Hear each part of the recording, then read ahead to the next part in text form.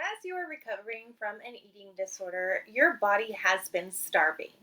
As we begin to refeed, we may notice symptoms like swelling and edema that are coming up in our body and causing a lot of both clinical and psychological discomfort.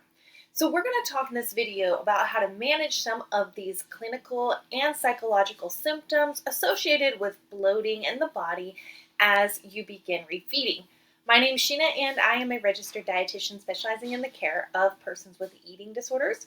If that's something you're interested in, definitely click that subscribe button. Okay, so today we're going to chat about 4 reasons why you might be experiencing uncomfortable bloating in eating disorder recovery.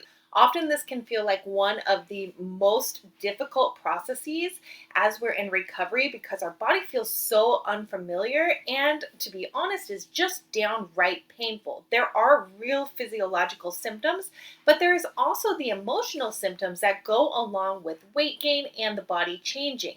And bloating, while not true weight gain, can really just amplify that eating disorder voice, noise, and make you feel completely distraught. So knowing the facts about what is bloating and what are ways in which your body is actually changing can help to alleviate some of the mental discomfort around bloating. So the first thing to know is that your body has slowed down digestion. As we are starving, the body is doing everything that it can in order to preserve food, which means that it's not transmitting the food as quickly. On top of that, we have a lot of muscle deterioration because our body hasn't had enough energy to build those muscles up any longer, and it's just not using them as much, so the muscles begin to deteriorate.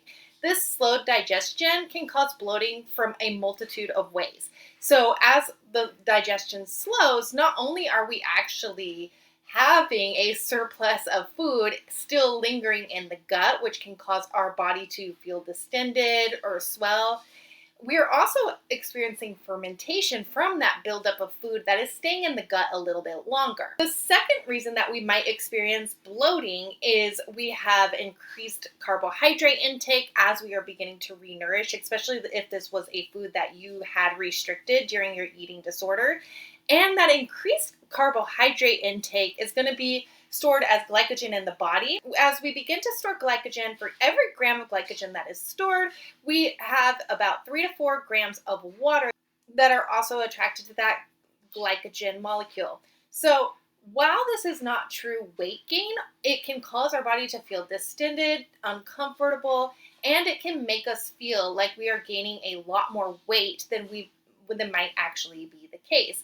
Add that to the eating disorder voice that is probably experiencing some body dysmorphia already, and this can really lead to havoc both mentally, physically, and emotionally. In addition, with the increased carbohydrate intake, we again have that fermentation that's happening from the carbohydrates as our body is learning to utilize nutrients again. The third reason that you might experience bloating is that your body is experiencing more inflammation and also sensitivities. If we have been starving, our body is amping up that inflammatory response. It is also not able to process as many foods because there's not as many enzymatic reactions happening in the body. And both this inflammation and the increased food sensitivities is going to cause our body to feel bloated, look bloated, potentially be distended, and cause us a lot of discomfort. We also see changes in the gut lining and a heightened sensitivity to even small or normal amount of gas, which can cause that bloating to feel even more uncomfortable and make us feel like it is far greater than it might actually be. You might be experiencing bloating in your eating disorder recovery is changes in the gut microbiome. Our gut microbiome is responsible for a lot of the digestion that is taking place in our body. And as they shift as a result of starvation, we're going to potentially see a lot more bloating as we reintroduce those foods back into our body and as we resume the normal functioning of our gut microbiome.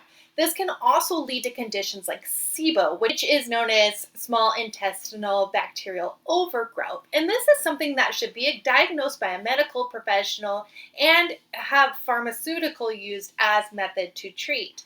This happens because we're having bacterial overgrowth as a result of severe malnutrition. It's really important to note that this bloating, this distension, and this discomfort in the body is temporary. While most individuals will require weight gain as a part of the recovery process, this is very distinct and different from the bloating that is happening in the body.